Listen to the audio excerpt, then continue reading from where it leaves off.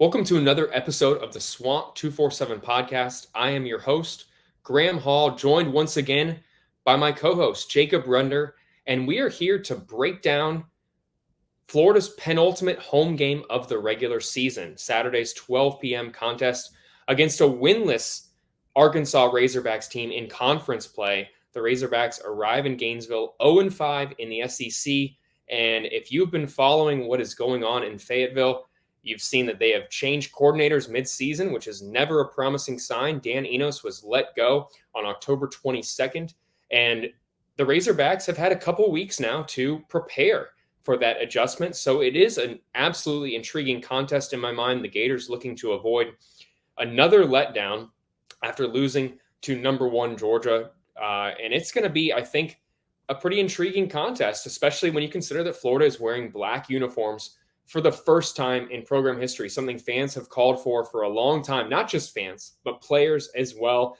There's a lot of this matchup to watch for, and we're going to discuss it all today.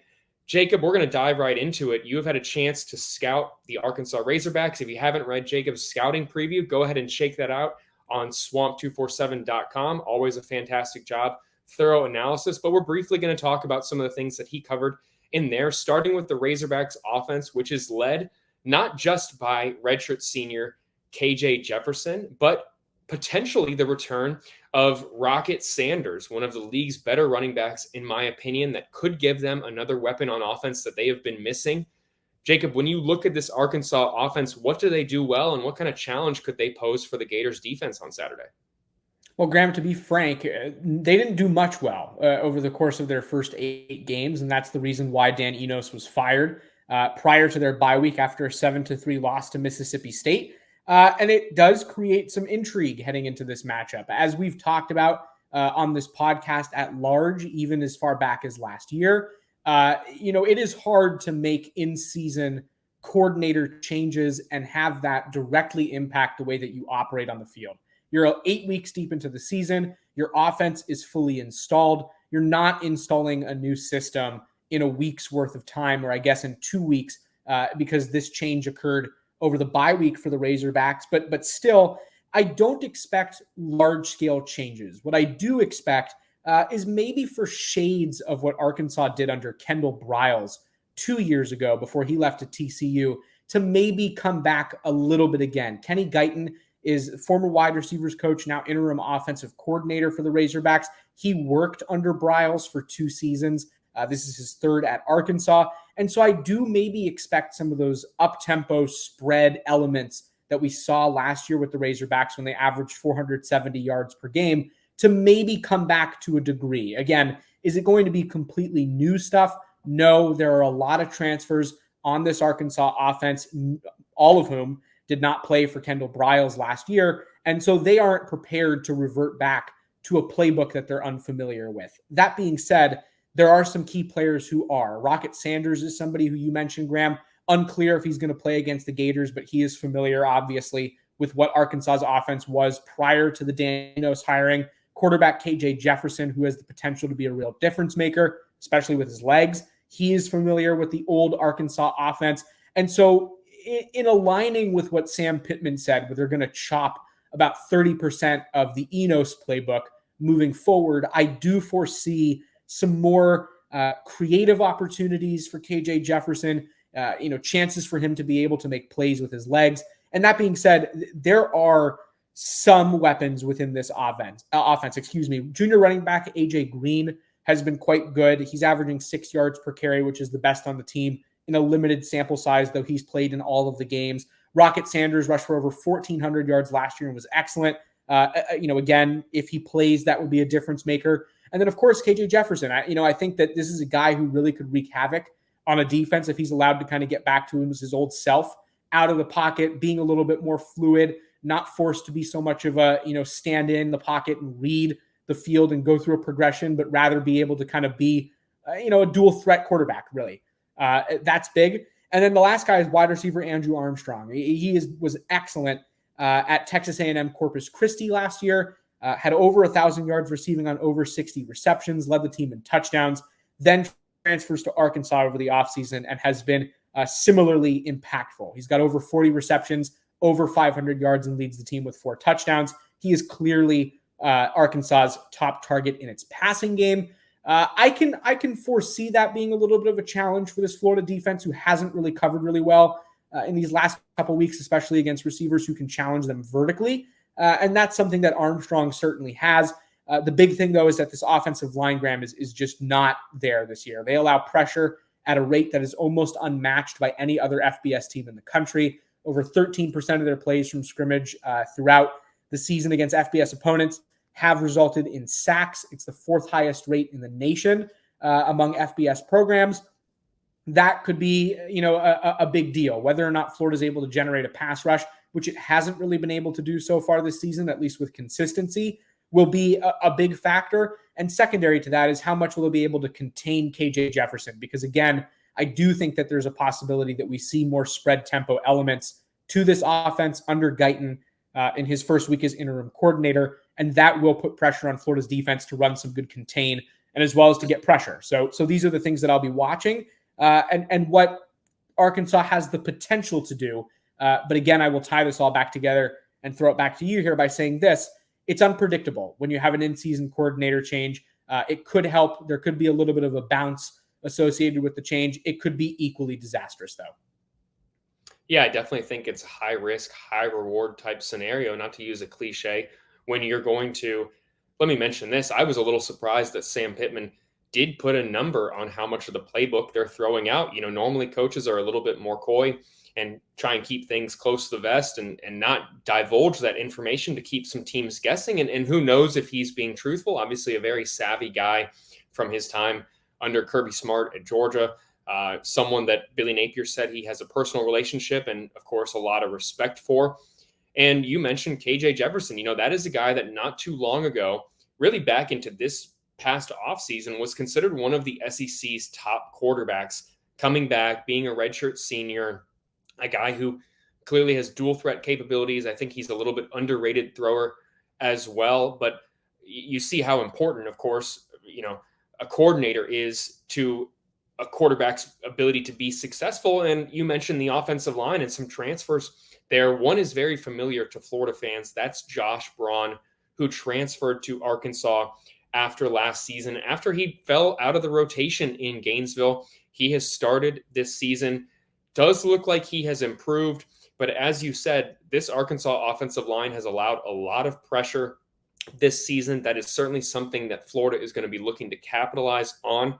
But also it's something that we haven't seen too often recently. Go back to the South Carolina game, a little bit of deja vu here, in my opinion, where we were talking about a South Carolina team coming off the bye week, how many sacks they had allowed through 6 games so far this season.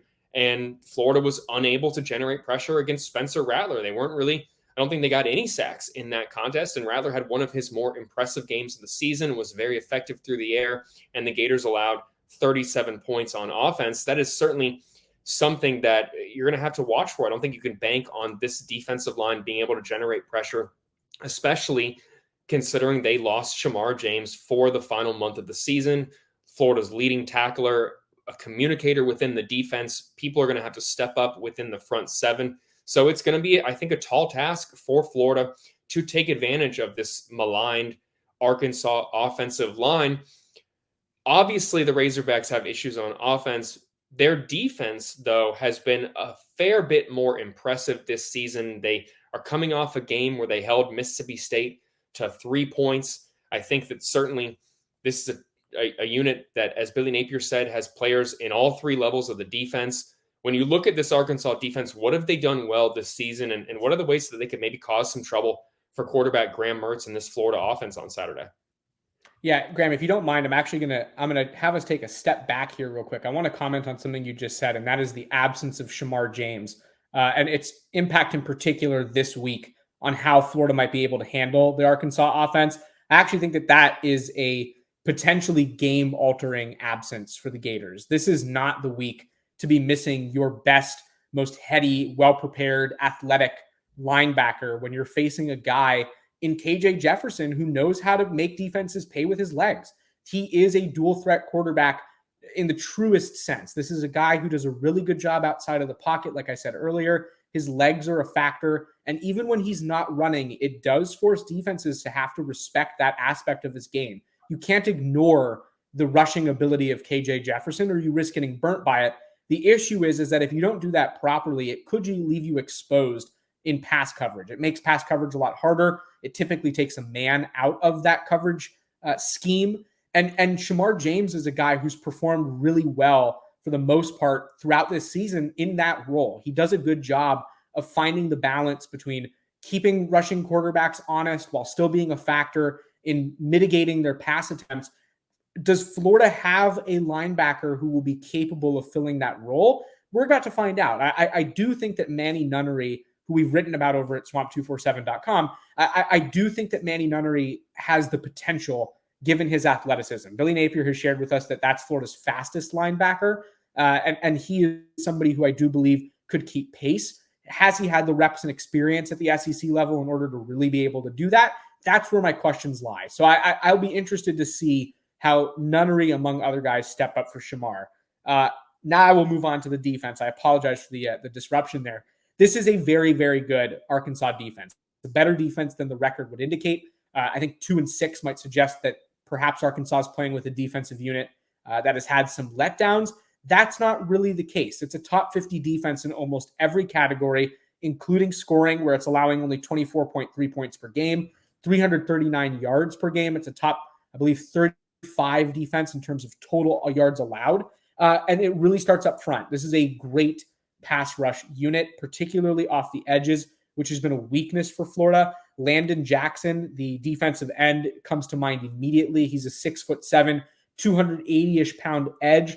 Had 3.5 of his 5.5 sacks against Alabama, leads the team with 10.5 tackles for loss, and has essentially been an excellently graded player for the Razorbacks week in and week out. How will Florida handle that? I am not 100% sure. There is a nearly just as good option for the Razorbacks on the other side of that defensive line. So the edges are extremely potent, and it doesn't really stop there. The interior of the defensive line plays quite well. They generate a lot of pressure from the interior coming up the middle. That unit has also contributed to allowing just 3.9 yards per rush on the season, which is a low number. And I do want to highlight this. I think it's interesting. Arkansas has faced fewer passes this season than any other FBS team in FBS games. They're averaging just 22 passes against on the season, and they are still extremely productive, 11% sack percentage on plays from scrimmage on defense. This is a group that is potent. Its linebacker play has been very good. Jaheim Thomas leads the team with 74 tackles on the season and has graded out well. He's somebody Florida fans should probably keep an eye on as a pass rusher with 3.5 sacks on the season. Arkansas secondary has been solid, but banged up by injuries. It sounds like this might be the first week in a while where they have all of their personnel available and healthy. Guys who stand out to me, Jalen Braxton, the right corner. Arkansas plays right and left corners, and Braxton has been fantastic. Only 7 of 15 passing against him for 101 yards and no scores. He leads Arkansas with 5 pass breakups. Florida fans might recognize the name Ali Walcott, the starting safety, the strong safety for Arkansas. He was a Florida target out of the portal this offseason out of Baylor, I believe.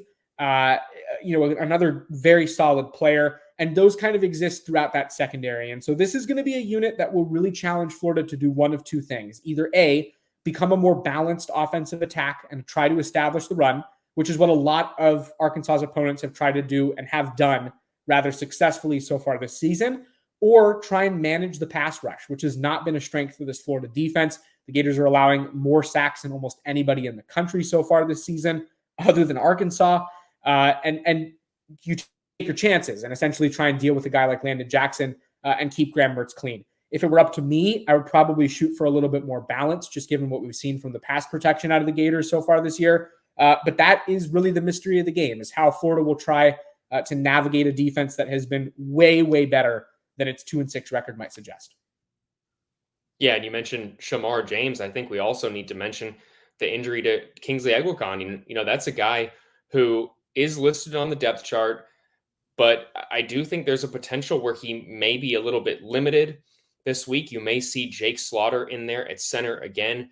And if that's a situation, I do think that Florida is going to look to establish the run a little bit more, just seeing how Slaughter has graded out as a run blocker so far this season. But we've talked a lot about the lack of continuity along the offensive line, having to rotate in at the center spot, as well as, we've seen some issues at right tackle as well this season, even really the right side of the offensive line. How does Florida handle that against a above average defense, a really good defense, in my opinion, in the SEC? I certainly think that that's an intriguing part of this contest. I think it's going to be pivotal, and it's going to lead us into the next segment of this podcast, our keys to the game.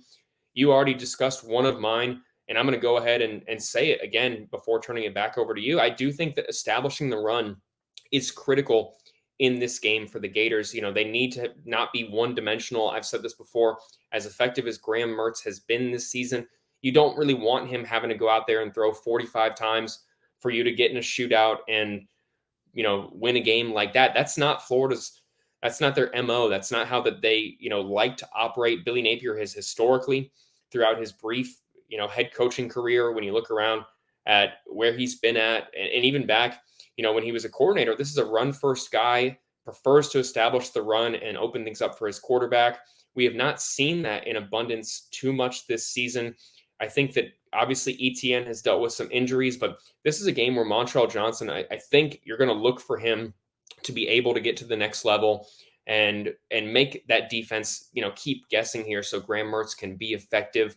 I'm going to say another one as well. Starting fast. That is something that we have seen the last couple of weeks against now South Carolina and then against Georgia, where Florida was able to score in both of those opening possessions within the first 4.5 minutes. I think the momentum that gives you is critical. Yes, has Florida not taken advantage of it? They have not. But I think you return home, you have a chance to pick up some momentum early against a team that is struggling on offense. And I think that could absolutely be a very important part, a key to this game, if the Gators can start quickly, establish the run.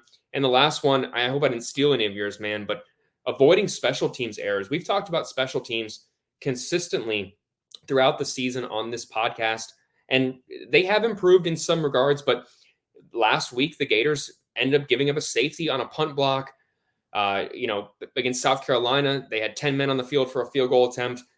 If you're in a close contest and it comes down to special teams, I think that could be something that hinders Florida's chances of winning. So playing a clean game in that regard, establishing the run, those are my keys to the game heading into this contest. What do you got? What are you looking for your keys to the game? What do you think is going to determine this contest in either team's favor? Yeah, I'll start on the offensive side for the Gators. And to me, it's what I just said about protecting the quarterback. If you can't keep Graham Mertz at least somewhat clean in this game, it does have the potential to get out of hand. We've seen Florida struggle when Graham Mertz comes under fire. That was particularly the case against Georgia. One of the ways it was able to be so successful was that it had consistent and aggressive pressure on Graham Mertz throughout the game. The Bulldogs had 4 sacks, came into the game with very few on the season, one of the lower sack percentage teams in the country. Now Florida's facing one of the highest. This is a defense that has proven time and time again, now 2/3 of the way through the season, that it can effectively get after the quarterback and make life hard in the backfield for opposing signal callers. Florida's offensive line has not protected well against that. That has been particularly the case off the edges, which is really where the strength of this Arkansas front lies. I wouldn't be surprised to see, 5-man pressures to try and occupy Florida linemen and see if they can create one-on-one matchup advantages at the line of scrimmage. It'll come down, I think, as well to Florida's running backs' ability to contribute to its pass blocking. There will need to be some extra help this weekend based on the track records of these two teams. My second thing, I will echo to a degree something that you said, and that is starting fast on offense. But to me, this will come down more to sustaining the fast start. Momentum has to be captured by the Gators, and to me, that has been one of the areas of major struggle, or at least finding consistency has been an area of major struggle in that regard. The Gators have had several games so far this year where they start fast, they look good in the first quarter of their opening drive, and then they fizzle. They just kind of disappear. Georgia was probably the most apparent example of that, where Florida had an excellent opening drive and then didn't do anything for 4 quarters. You can't do that in this game. This is one of those contests where if you can get off to a fast start, maintaining that and making sure that there's some momentum sustained from quarter 1 through 4 will be critical. So I agree with you there. On the defensive side of the ball, there are 2 key areas to me. The first is going to be tackling. Florida has struggled tremendously in recent weeks to complete plays, finish tackles. This is certainly not the game to do that with guys like potentially Rocket Sanders, KJ Jefferson, Andrew Armstrong. These are guys who are major yards after contact collectors. Jefferson has proven the ability to do this at several points throughout the season. Nick Saban even commented on his toughness and ability to fight through contact. If you don't finish plays in this game, it definitely could get ugly. And then my other one is, are you able to generate a pass rush? We haven't seen that really so far this season from the Gators with any consistency. This is an offensive line that certainly presents opportunities in order to be able to get after the quarterback. And if you can do that, I do believe that there could be some mitigating an offense that's in a stage of transition, which is where this Arkansas team is at the end of the day. So I see a winnable game for the Gators, but I don't think it will be easy. And I do believe that it will come down to those keys and maybe a couple other things if Florida hopes to emerge victorious. Yeah, I don't disagree with any of your keys to the game. I'm glad you mentioned tackling, because go back to that Kentucky game where Florida was just unable to wrap up. And now they're coming off a contest where they looked, the less physical of the 2 teams. Let me say that against Georgia. A bounce back is much needed. We know that Florida has played better this season at home, but it is a 12 p.m. start. The only other time we've seen that against the SEC was, as I mentioned, Kentucky. So I think that absolutely this is a contest where Florida is going to have to avoid letting that letdown against the Bulldogs hang over, have to bounce back in that way from an energy standpoint. And then losing Shamar James, how will they tackle without him? How will guys like Manny Nunnery, freshman Jaden Robinson, who has played in all 8 games this season, Derek Wingo, who's played in 33 of the last 34 games, has become more of a consistent contributor for this Florida defense, but really has not played a sizable role, a starting role, where he's been asked to play 40 snaps or more too often. I think that how guys like him handle this team that has certainly weapons on its roster, that's an absolutely intriguing part for me in this contest. I don't disagree with any of the keys you just made. Where I do think I'm curious here, where we agree or not, is in our predictions for the game. And I'm going to turn it right back over to you. How do you see this game unfolding? I know you mentioned that you don't think it's going to be an easy one for Florida, certainly a winnable one in your mind, but how do you think it shakes out? Are the Gators going to secure victory or have a letdown once again to a team that has not won an SEC contest all season long? Yeah, I think that this is the kind of game where it would be unwise to predict an upset against the Gators here. And I think for that reason being, Florida is the better team coming into this game, all things considered. There are no parts of Florida's roster that are as dysfunctional, we'll say, as Arkansas's offense. And maybe some of that is cleaned up a little bit this week. You get rid of the coordinator who might have been holding you back a little bit. You bring in a guy in Guyton who's experienced in the offensive system that worked at Arkansas, but I don't think that solves your problems very quickly. And so for that reason, I don't think it would be wise to pick against the Gators. That being said, this is the kind of game where I can see an upset occurring, and it wouldn't surprise me at all. I do think Vegas has it right in lowering the line now to 3.5 points. It started at 6.5. Florida is still a favorite, but I do believe that this will be a contest that comes within a score, regardless of who wins it. That being said, I'm going to stick with the Gators here. I do think that Florida's offense will be able to do enough. I don't think Arkansas's offense will be able to do enough, and so I'm going 27-24 Gators.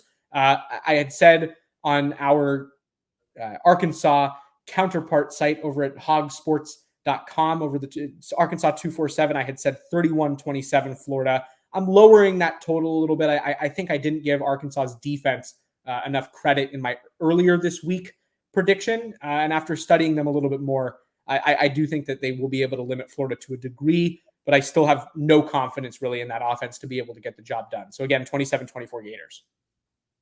Yeah, I'm going with a very similar prediction, although I do think that Florida is able to limit that Arkansas Razorbacks offense a little bit more. I'm going to go 23-10 Florida. I think that the Gators are going to have to settle for some field goals, just knowing the defense that Arkansas has, how impressive they are in all three aspects. I think that you could see drives stall out, a failure to convert on third down, and I could see Trace Mack hitting 3 field goals in this game. But I do think, as you mentioned, Arkansas's offense is, I hate to call them putrid because they obviously have weapons, but they are, you used a good word, dysfunctional. And it would be very demoralizing for not just Florida's defense, but the entire team if you get in a shootout with this Arkansas team and you let them find their confidence, and KJ Jefferson becomes this dual threat quarterback that you know he's capable of being, but maybe hasn't performed to his capabilities this season. Obviously not all his fault, but to have that happen against Arkansas, knowing that the Gators are also playing for bowl eligibility, as I mentioned, black jerseys for the first time in program history. I know that is maybe something that people scoff at, but it can absolutely give you a little bit of an edge because Florida has been calling for this for a long time. It could lead to some excitement, which is an intangible, which I am curious to see how it manifests itself on the field. I think Arkansas is just not able to score more than 10 points against the Gators. I absolutely could be wrong if there are defensive breakdowns, if the loss of Shamar James absolutely becomes a critical one for Florida's defense. But I'm going with the Gators once again to win 23-10. I think Florida is too good at home this season. I think they performed much better at home. They were able to beat Tennessee at home. This is a team that has not really had too much trouble in Gainesville this season, and I do think that that's going to be a factor in this contest, that 12 p.m. start aside. If the Gators end up losing this one and have to find another win somewhere else the rest of the way to secure bowl eligibility and get those critical bowl practices and get those younger guys experience in a postseason contest, I think it absolutely, insult to injury, really. This would be a devastating, I'll call it that, a devastating loss to Arkansas, just considering what is on the line, considering that you're playing a team that doesn't have an SEC victory. I hate to harp on that because they have been in close contests this season. Billy Napier mentioned that against Alabama, against LSU, they went toe-to-toe with those teams, and they were very competitive. So to say that they're not going to be a competitive team despite firing their coordinator in Dan Enos, I think would be unwise to say. But I do think that it probably created some more problems in that program rather than immediately fix everything, because that can lead to a lack of confidence. They have to win out to maintain, to get bowl eligible. And I just don't know whether they're able to rally around themselves and do that, especially on the road in a daunting venue like the Swamp. So I am going Florida 23-10. We will be back next week to see who was right, see who was the closest one, or if we were both wrong, if Arkansas ends up getting this upset of the Gators at home. Next week as well, I have talked basketball on this podcast. I said last time Jacob Rudner's coverage has been fantastic of the Florida basketball team. The season is right around the corner. This is the last podcast we're going to do before the start of the 2023-24 men's basketball season. It starts next Monday at 8 p.m. against Loyola, Maryland. You can watch it on ESPN+, but check out all of our coverage and our preview content from that contest before the Gators take on Loyola, Maryland. And then again, a daunting matchup next week against a very good Virginia team. So make sure you stay tuned to Swamp247. That's going to do it for us. We'll be back next week. Thanks for listening. Thanks for watching. Leave us a comment. We read them all. And for Jacob Rudner, I'm Graham Hall. We'll see you next time.